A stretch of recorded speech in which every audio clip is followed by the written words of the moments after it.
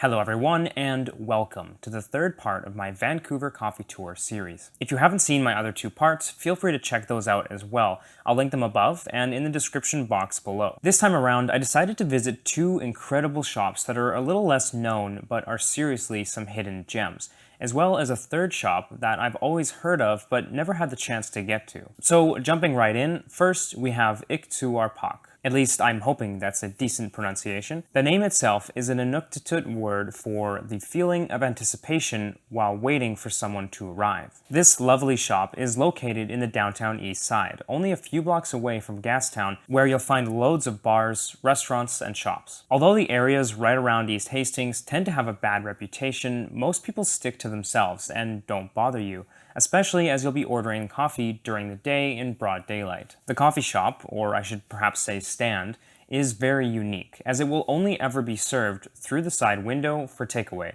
not just because of COVID. The owners are Rika and Kento, an absolutely adorable and lovely Japanese couple. They're so welcoming and easy to talk to. Even with a line of people behind me, they took the time to ask if I had visited them before, and I even told them about my YouTube channel. It's a place to make friends and build a connection over your morning cup of coffee, and I love that. They have a fairly straightforward menu. You can have espresso on its own, or mix it with some milk. I've always favored simplistic menus, and this is about as simple as it gets.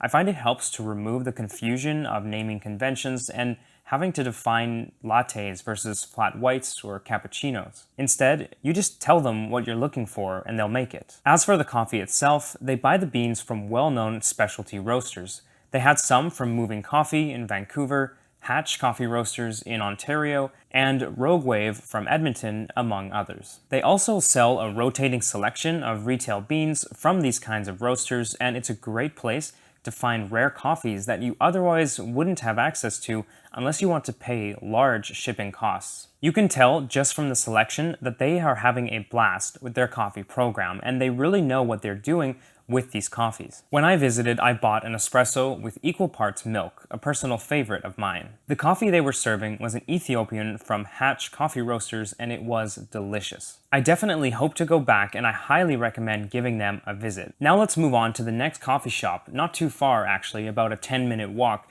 We find ourselves at Timbertrain, started by a trio of coffee enthusiasts who all quit their day jobs and opened the shop in 2014. Timbertrain has been around for a while, and they now have a second location as well. The staff were warm and welcoming when I first walked in, and I ordered a macchiato from Chris, who has been here with the company for about 5 years. Super nice guy and easy to talk to. I had wanted a pour-over actually, but it seems that they are not doing them anymore during COVID. This is understandable though, as many cafes in the city have had to cut labor to save money, and pour-overs can really interrupt your workflow. It is a shame though, because I've heard how great their roasts are, but I couldn't quite explore their menu in any depth. Although they did have a nice espresso blend, an easygoing coffee, something smooth and sweet, with just the right amount of acidity to balance it out. Apart from that, I realized afterwards what I really should have tried was their nitro cold brew, assuming they are currently offering it. I've been seeing online that it is one of the things they are most famous for, so if you do visit them, make sure to try it out. Alongside the drinks, they have a limited selection of pastries, and I could definitely see this being a great place to meet a couple of friends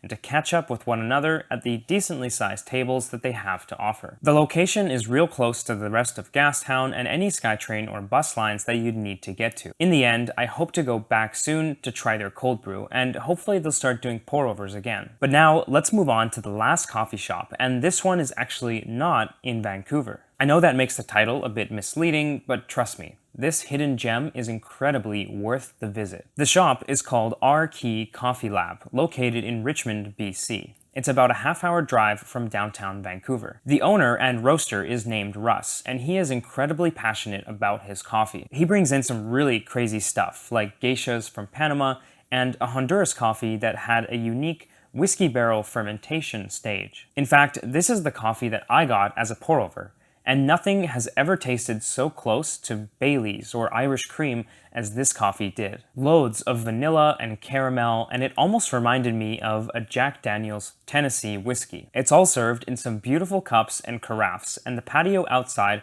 is a great place to hang out and enjoy the coffee. Russ has coffees all over the spectrum, from light and fruity to bold and chocolatey. He just roasts what he wants, and he does it all on this cute little roaster you can see right at the front of the shop. He also has an even smaller roaster for sample batches and figuring out roast profiles. But don't think that you have to be a coffee nerd or professional to come here. They've got a full espresso bar, and Russ is super easy to talk to. He isn't pretentious at all, but you can really see he loves to chat about coffee when given the chance. Currently, the indoor space is not open for seating, which is really too bad because it has a lot of personality to it. There's even a loft area above the bar that I'm sure would be quite popular for people to visit. I'm hoping that in the future, this can become a busy and exciting hub for coffee enthusiasts to get together, have some pour-overs or espresso, and enjoy each other's company. Also, as a total side note, while you are in the area, if you want a great place to try some authentic Chinese dishes, my girlfriend and I always go to the President Plaza food court. In particular, we go to this place called 990, which sells a hot, dry noodle dish that is incredibly popular in Wuhan, China. Order the top one on the menu, that's what I always get. If you don't like heavy spice, just ask to take it off. Anyway, I just had to plug that place because it is so good, and you can go and make a day out of it.